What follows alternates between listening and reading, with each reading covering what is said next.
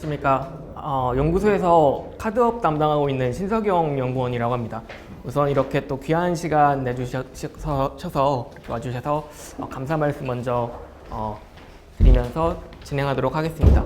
아마 앞 세션에서 거시경제 전반에 대해서는 좀 많이 얘기를 들으셨을 것 같아요. 그래서 특히나 이제 내년에 뭐 금리라든지 아니면 물가라든지 이런 환경들이 녹록지 않다 이렇게 이야기를 들으셨을 것 같고, 카드업도 마찬가지입니다. 특히 카드업 같은 경우도 그런 주요 거시 환경이 워낙 또 중요한 업종이다 보니까 일단은 내년도 이제 업황 진단을 하는 데 있어서 전망하는 데 있어서 그런 거시 변수들을 좀 중심으로 봤고요. 일단 아마 업을 담당하시는 데 있어서 좀 관심 있을 것 같은 세 가지 포인트를 중심으로 일단 좀 오버뷰를 준비했습니다. 그래서 성장성이랑 수익성 그리고 건전성 세 가지를 일단 뽑았고, 이 세 가지 핵심에 있어서 가장 큰 영향을 미치는 요인은 세 가지라고 보고 있습니다. 첫 번째는 금리, 인플레이션 그리고 자산 가격입니다. 그리고 이 세 가지 변수들이 다 녹록지 않기 때문에 여기 나와 있는 세 가지 핵심 요소들 역시 내년에는 좋지 않다. 그래서 좀 요약해서 말씀을 드리면, 요즘 카드업이 그래도 뭐 작년도 그렇고 올해 상반기까지 꽤 좋잖아요. 올해 지금 상반기 카드 이용액 또한 11.5% 이렇게 증가한 걸로 나타났는데, 개인적으로는 이제 22년 하반기부터는 약간 좀 추워질 것 같다. 그러니까 봄은 좀 지나고 이제 좀 가을, 쌀쌀해지는 가을, 요즘 날씨처럼 이제 추워지지 않을까. 예, 추워지는 계절을 좀 준비할 때가 아닌가 그렇게 생각하고 있습니다. 네. 우선 22년 동향과 23년 전망에 대해서 성장성이랑 수익성을 중심으로 말씀을 드리겠습니다.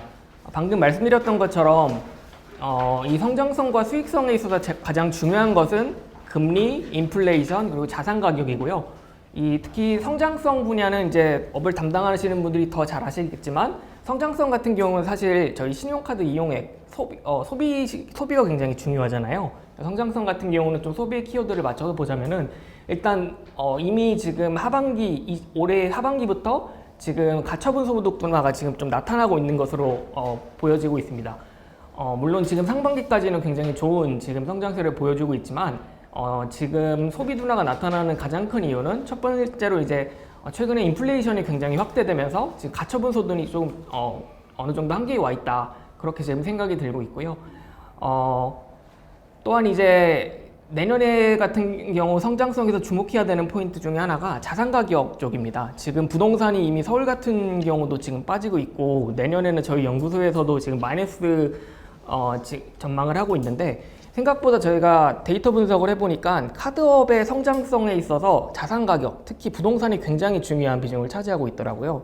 그래서 특히 한국 같은 경우는 부동산 비중이 지금 자산에서 70%나 차지하고 있기 때문에, 내년에 부동산이 이제 꺾이기 시작하면은 심리 역시 이제 반영을 받게 되면서, 이제 좀 특히 이제 정부에서는 이제 이런 걸 역자선 효과라고 하는데, 자산 가격 하락에 따른 소비 심리 침체도 이어질 것이고, 그로 인해서 이제 저희 업종에서 굉장히 중요한 성장성에서 중요한 이제 신용 판매 부분 역시 약간 성장성이 둔화될 것이다. 뭐 마이너스 성장은 당연히 아니겠지만 둔화될 것이다, 그렇게 보고 있고요. 그 다음에 수익성 같은 경우는 저희가 또 업종에서 굉장히 중요한 게 금융 쪽이잖아요. 카드론이나 이제 현금 서비스 이쪽에서 또 수익성 꽤 많이 얻고 있는데, 이 이제 금융 서비스 분야에 있어서는 이제 문제가 되는 게 금리입니다. 지금 금리가 지금 예를 들어 여전체 금리 같은 경우 5%를 벌써 넘어먹고, 뭐 내년에도 그렇고 쉽지 않을 것 같은데, 지금 문제는 이렇게 금리가 가파르게 오르다 보니까 벌써 뭐 22년 상반기에만 보더라도 카드로는 굉장히 지금 빠르게 죽었고, 다만 뭐 조금 긍정적인 부분이라면 카드론이 침체한 것에 어떤 반사 효과를 내서 지금 현금 서비스는 어느 정도 지금 성장을 하고 있는 모습을 보여주고 있습니다. 다만 이렇게 지금 카드론이 죽고 현금 서비스가 올라가면서 뭐 부실 차점 위험이라든지 아니면은 몇 가지 좀 리스크는 좀 우려되는 상황으로 분석을 하고 있습니다. 그래서 여기 보시는 것과 같이 이제 한 19년도부터 이제 내년까지 어떤 큰 흐름을 보면은, 저희가 20년에서 21년 넘어갈 때는 굉장히 좋았습니다. 이제 뭐 사회도 좀 일상사회가 전환되고, 특히나 이제 금리도 굉장히 낮고 부동산도 굉장히 화랑이다 보니까 자산 효과로 인해서 소비가 지금 21년 그리고 22년 상반기까지 폭발적으로 지금 증가하고 있고, 그로 인해서 카드업도 굉장히 따뜻한 봄날을 맞이했었습니다. 근데 말씀드렸던 것처럼 이제 22년 하반기부터는 이제 슬슬 네, 뭐 이런 거시경제 여건들이 좀 침체될 가능성이 있다 보니까 수익성이랑 성장성 역시 올 하반기 그리고 내년에는 조금 둔화되지 않을까 그렇게 보고 있습니다. 네, 앞서서 이제 성장성과 수익성, 건전성에 대해서 약간 죄송합니다.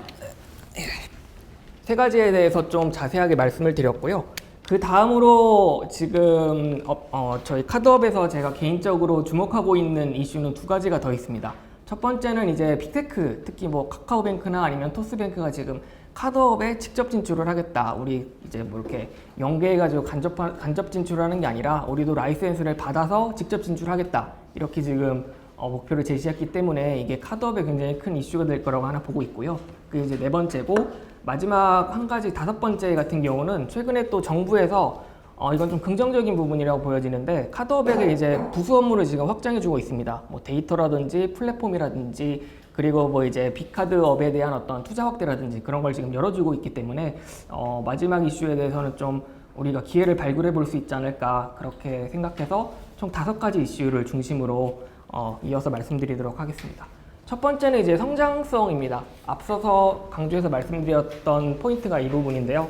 이제 카드업 같은 경우는 제가 뭐 데이터 분석이나 그리고 외부에서 보는 그런 이슈들을 좀 종합해 봤을 때 거시 변수에 있어서는 이 세 가지가 굉장히 주목을 할 필요가 있다고 보고 있습니다. 금리, 자산 가격, 그 중에서도 주택 가격, 그 다음에 이제 물가 상승이고요. 요런 이제 세 가지 변수들이 지금 소비 둔화를 좀 일으키는 그런 양상을 보여주고 있고, 이미 이 소비 지출을 좀 이렇게 선제적으로 볼 수 있는 지표가 지금 한국은행에서 발표하는 CSI 소비 지출 전망인데 지금 22년 7월부터 현재까지 지금 계속 하락하고 있습니다. 그 전까지는 여기 보시는 것과 같이 20년도에 굉장히 떨어졌다가 지금 오히려 폭발적으로 이렇게 증가했던 양상을 보여주고 있는데 최근에 이렇게 하락하고 있다. 그래서 앞으로 소비 둔화 그리고 카드 이용액이 역시 조금 둔화될 가능성이 있다. 그렇게 판단을 하고 있습니다. 네, 다음 장표는 이제 거시경제에 대한 그 참고 자료고요. 그래서 뭐 물가라든지 아니면은 뭐 소비 동향이라든지 네, 아니면 뭐 최근에 어떤 금융 쪽 상품들의 동향을 참고하시면 될 것 같습니다. 다음으로는 이제 수익성입니다. 수익성 같은 경우는 네, 특히 또 최근에 아마 또 많은 관심을 갖고 계실 거라고 생각이 드는데 문제는 또 금리입니다. 금리가 지금 뭐 미국의 빅스텝을 중심으로 해서 국내 금리까지 너무 단기간에 급격하게 오르다 보니까 저희 카드업 같은 경우는 또 이제 사실 이 여전체에 대한 의존도가 굉장히 높은데 이제 발행에 있어서 조달에 있어서 굉장히 비중이 큰 상황인데 지금 여전체 금리가 이렇게 급격하게 오르다 보니까 카드사의 지금 조달 여건 역시 굉장히 지금 좀 부정적인 상황으로 급변하고 있습니다. 그리고 또 제가 뭐 현재 지금 누적 만기액이랑 그 다음에 과거의 데이터들을 좀 분석해 보니까 여전체 금리가 대략 1% 정도 증가하면은 저희가 지금 업권에서 총 부담해야 되는 비용도 2천억 원 2천억 정도 내외로 이렇게 증가하는 내용이 있더라고요. 그래서 벌써 지금 몇 달 사이에 거의 2.6%포인트나 지금 증가했기 때문에 이미 이런 증가세가 업권에 상당한 지금 부담으로 작용을 할 거라고 보고 있고, 문제는 이렇게 금리가 오른 것을 저희가 뭐 금융 서비스를 통해서 소비자에게 전가하면은 이 충격이 좀 덜 할 텐데 지금 정부에서도 문제는 올리지 마라. 지금 이런 리스크들을 서민들에게 이전시키지 말라고 지금 굉장히 푸시를 넣고 있기 때문에 아마 이 부분에 대해서 좀 고민을 많이 하고 계실 것 같아요. 이걸 그렇다면 온전히 다 이걸 기업이 꼭 껴안아야 하는가? 또 이런 이슈가 있기 때문에 네, 이게 아무래도 향후 수익성을 결정하는 데 있어서 핵심 포인트가 되지 않을까 이렇게 보고 있습니다. 그래서 제가 분석을 해보니까 시나리오에 따라 좀 다르기는 하지만 카드사의 비용 구조를 좀 고려해 봤을 때 지금 한 23년 정도가 되면은 지금 여기 보시는 것과 같이 이자 비용의 비중이 한 3에서 5%포인트 정도 증가하지 않을까 그렇게 보고 있습니다. 그나마 좀 긍정적인 부분이라고 한다면 사실 카드 쪽에 있어서 비용이 굉장히 큰 부분이 이제 카드 비용 쪽인데 이건 이제 장기적으로 시계를 보니까 꾸준히 내려가고 있더라고요. 그래서 개인적으로는 이자 비용의 사실 증가 같은 경우는 좀 어느 정도 감내할 수밖에 없는, 물론 이자 비용 내에서도 어떤 뭐 장기 차입금을 늘린다든지 아니면 유동화 부분을 늘린다든지 그런 노력도 해야 되겠지만 그 외적으로는 이제 이자 비용 이외의 어떤 뭐 카드 비용 쪽이라든지 뭐 판관비라든지 이런 쪽을 좀 관리해서 수익성을 좀 개선시킬 필요가 있지 않을까 그렇게 보고 있습니다. 네, 세 번째는 이제 건전성입니다. 건전성 같은 경우는 우선 말씀을 드리면 신용카드사의 건전성은 굉장히 양호하다. 다른 금융업종의 비교해봐도 굉장히 양호하고, 그리고 여기 보시는 것과 같이 코로나를 기점으로 굉장히 선제적으로 잘 관리를 하고 있다. 그렇게 판단을 하고 있습니다. 이제 뭐 고정이하, 여신이하 비율이라든지 여러 가지 지표들이 최근까지도 계속 개선되고 있는 모습을 보여주고 있는데요.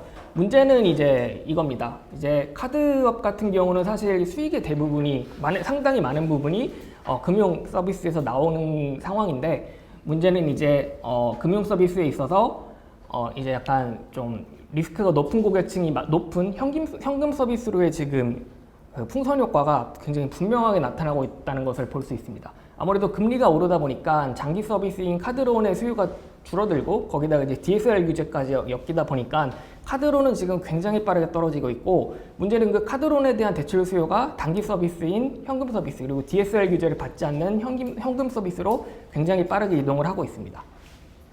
근데 문제는 이 현금 서비스라는 상품 자체가 잘 아시겠지만 고위험 고객이 굉장히 많은 상품이라는 문제가 있습니다. 그래서 제가 이제 분석을 해보니까 현금 서비스의 이제 그 최대 금리가 18%에서 20% 정도 되더라고요, 금리가. 근데 이 금리에 해당하는 고객층이 보시면은 8개 전업사 기준으로 평균 61%, 그러니까 절반 이상의 이용자층이 굉장히 리스크가 높은 고객층이다. 그렇게 지금 분석이 됐고요.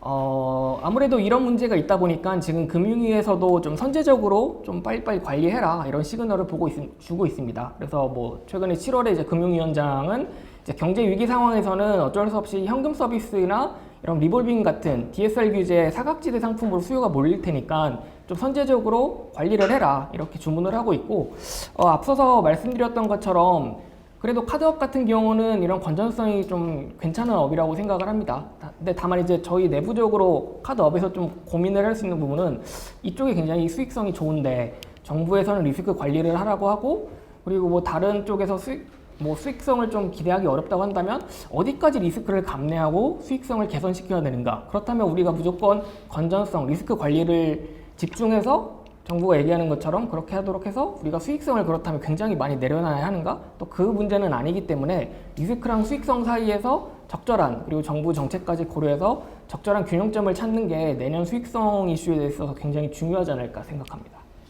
네 번째는 이제 픽테크의 카드업 진출입니다. 네, 사실 뭐 카뱅이든 아니면 뭐 토스든 이런 빅테크업이 카드업에 굉장히 관심이 많죠. 뭐 아무래도 플랫폼 업종이다 보니까 관심이 많고, 그나마 다행이었던 건 그동안 카드업과는 굉장히 공생할 수 있는 관계, 어떻게 보면 이제 협력 관계를 중심으로 이제 카드업에 좀 진출했는 상황인데, 지금 상황이 좀 바뀌고 있습니다. 아예 뭐 토스뱅크의 대표 같은 경우는 이제 라이센스 취득해가지고 직접 들어가고 싶다. 직접 들어가고 싶은 이유는 카드업의 이제 수익을 가장 핵심 부분이 이제 금융 쪽 진출하겠다. 우리도 뭐 카드론 하고 싶고 우리도 현금 서비스 하고 싶다. 아무래도 금융 포트폴리오를 늘리려는 목적이 있기 때문에 아무래도 더 이제 빅테크의 이런 카드업 진출 선언이 좀 중요하게 다가오고 있는 걸로 보여집니다. 그리고 분석을 해보니까 카드업에서 핵심되는 요소가 뭘까를 뽑아봤을 때 손님, 데이터, 연결성 이렇게 세 가지를 볼 수 있을 것 같습니다. 이렇게 세 가지가 있는데, 문제는 이 빅테크가 이 세 가지 카드업의 핵심 요소에 있어서 직접 진출을 했을 때 굉장히 빠르게 영역을 확장할 수 있다. 그렇게 지금 보고 있습니다. 예를 들어 손님 기반 같은 경우도 뭐 이런 플랫폼 업체들 같은 경우는 금융업에 있어서 가장 핵심적인 MAU를 차지하고 있고요. 지금 카카오뱅크랑 토스뱅크가 뭐 은행 앱을 포함해서 모든 이제 금융업에 있어서 MAU가 지금 좀 굉장히 높은 상황이기 때문에 이런 지금 고객 기반을 카드업으로도 굉장히 빠르게 끌고 올 수 있는 그런 상황으로 볼 수 있을 것 같습니다. 그 다음에 또 중요한 것은 데이터인데요. 데이터가 카드업에서 또 중요한 이유는 사실 저희 CB 쪽이잖아요. 그러니까 데이터를 활용해서 얼마나 리스크 관리를 잘하느냐, 적정 이익을 매기느냐 이런 게 굉장히 중요한데, 사실 카드업도 이런 데이터 역량이 굉장히 탁월하지만 문제는 이 빅테크 기업 같은 경우는 금융 데이터 이외에 비금융 데이터를 갖고 있다는 점입니다. 때문에 금융업과 비금융 데이터를 연계해서 카드업, 다른 금융업보다 보다 효율적인 리스크 관리를 할 수 있는 그런 장점을 갖고 있기 때문에 이런 데이터 분석을 통해서 카드업과는 구분되는 비용 부분에 있어서 그런 강점을 가질 수 있다고 생각을 들고요. 세 번째 이제 연결성 같은 경우는 여기 보시는 바와 같이 이제 뭐 결제 이후의 어떤 대출이나 중개, 투자자문, 심지어 비금융 영역까지 다 지금 발을 뻗치고 있기 때문에 이 카드업과 이제 이종 산업을 연계할 수 있는 빅테크 역량이 굉장히 탁월하다. 그래서 정말로 빅테크가 카드업 라이센스를 취득해서 시장에 진입할 경우 상당히 좀 저희 카드업 입장에서는 대응책을 좀 마련할 필요가 있다. 그렇게 생각을 하고 있습니다. 다섯 번째로는 이제 규제 환경 쪽인데요. 이 부분 같은 경우는 지금 정부에서 열어주겠다고 선언을 한 시장이 카드업계에 크게 세 가지가 있습니다. 첫 번째로는 플랫폼 비즈니스 해라. 그러니까 뭐 상품 추천이라든지 너희 빅테크 이제 플랫폼 하는 것처럼 좀 시장을 열어주겠다가 하나 있고, 두 번째로는 이제 뭐 마이 데이터를 비롯한 이제 데이터 쪽이고, 예를 들어서 지금 카드업 같은 경우는 그 가맹점의 데이터를 받아오기 위해서 일일이 다 서명을 받고 개인정보를 다 받아야 되잖아요. 그런 이제 애로사항을 좀 해소해 주겠다. 그렇게 지금 내용을 밝힌 부분이 있고, 마지막으로 이종산업에 대해서는 지금 이종산업 투자에 대해서 20% 이상이 지금 지분 투자가 어려운 상황인데 20% 넘어서 이제 하게끔 하겠다. 그렇게 밝힌 상황입니다. 그리고 규제에 대해서 추가적으로 지금 빅테크가 간편 결제를 타고 지금 빠르게 카드업에 지금 확장하고 있는 상황이기 때문에 이 세 가지 요소를 고려해서 향후 이제 카드업의 신사업도 굉장히 속도가 빨라질 것이다. 올해를 기점으로 카드업의 신사업이 굉장히 가속화되고 구체화될 것이다. 그렇게 보고 있습니다. 그래서 지금 뭐 주요 카드업체가 주목하고 있는 신사업, 추진하고 있는 신사업은 크게 세 가지고요. 뭐 BNPL 같은 이제 빅테크 대응용 신사업이 있고, 뭐 데이터나 PLCC 같은 이제 데이터 기반의 또 사업이 있고, 그리고 플랫폼 이런 부분이 있는데 이 세 가지 모두 이 네 가지 요소로 인해서 더욱 가속화될 것이다. 그렇게 보고 있습니다. 네, 그래서 마지막 메시지는 네 가지를 말씀드리고 싶습니다. 그래서 어떻게 해야 되느냐, 이렇게 뭐 환경이 좋지 않고 뭐 경쟁 구도도 높아질 것 같은데 카드업은 무엇을 어떻게 해야 되느냐를 생각해 보면, 첫 번째로는 일단 이제는 좀 고객층 우리가 좀 선별해서 타겟 마케팅을 강화할 필요가 있다. 그렇게 생각하고 있습니다. 21년도 그리고 22년 상반기처럼 정말 소비가 폭발적으로 늘어날 때는 사실 이 타겟 마케팅보다는 그냥 양적으로 빠르게 확장하는 게 굉장히 중요한데, 이제 22년 하반기부터는 분야마다 소비 증가세가 구분이 되기 때문에 이제 좀 더 포커스를 맞춰서 향후 소비가 증가될 수 있는 부분에 타겟 마케팅을 강화하는 것이 중요하다고 생각하고 있습니다. 그래서 예를 들어서 뭐 일본 같은 경우 요즘 해외 지금 여행이 굉장히 늘어날 것 같은데, 뭐 일본 여행에 타겟으로 하는 어떤 뭐 카드를 좀 발굴 한다든지, 아니면은 뭐 소비를 이제 좀 중점적으로 책임질 수 있는 40대, 50대 어떤 핵심 경제층 30대, 40대, 50대를 중심으로 PLCC를 강화한다든지 그런 것들을 좀 검토할 필요가 있다고 생각이 들고요. 두 번째로는 이제 수익성에 있어서는 자금 조달 부분을 좀 다변화해야 된다. 지금 여전체 중심의 구조가 여전히 높기 때문에 이 부분을 조금 더 어떤 뭐 유동화라든지 이런 부분으로 좀 확장시킬 필요가 있다고 보고 있고요. 그 다음에 좀 고민되는 부분이기는 한데, 아무래도 정부에서도 지금 뭐 리볼빙이나 현금 서비스를 좀 건전성 좀 강조하고 있다 보니까 그런 부분은 좀 일찍 리스크 관리를 할 필요가 있다고 보고 있습니다. 다음으로는 이제 빅테크가 이제 카드업에 들어왔을 때 어떻게 경쟁을 해야 되느냐, 이 부분을 좀 앞서서 말씀드린 부분으로 가름을 하겠고요. 그 다음 네 번째 같은 경우는 이미 뭐 카드업에서도 이 세 가지 신사업을 강조하고 있지만 내년부터는 더 그 속도가 빨라질 것이다. 따라서 우리가 여기서 어떻게 기회 요소를 발굴해서 우리가 하고 있는 신사업을 강화할 것이냐, 이게 굉장히 중요할 것이라고 판단이 들고 있습니다. 그래서 이 부분에 있어서는 사실 빅테크와 무조건 경쟁을 해야 되느냐, 그건 아니라고 보고 있고요. 협쟁이 중요할 거라고 보고 있습니다. 그러니까 어떤 부분에서 협력을 하고 어떤 부분에서 경쟁을 해야 될 것인지 지금 좀 선제적인 전사 차원의 전략이 필요하다고 생각을 하고 있습니다. 예를 들어서 뭐 간편 결제가 지금 확산되고 있는 부분에 있어서는 좀 더 경쟁적으로 대응을 할 수 있겠고, 뭐 데이터나 이런 빅테크가 경쟁력을 갖고 있는 부분에 있어서는 협력을 강화하는 방향이 가능할 것이라고 보고 있습니다. 네, 그럼 이상 카드업에 대해서 발표를 마치도록 하겠습니다. 감사합니다.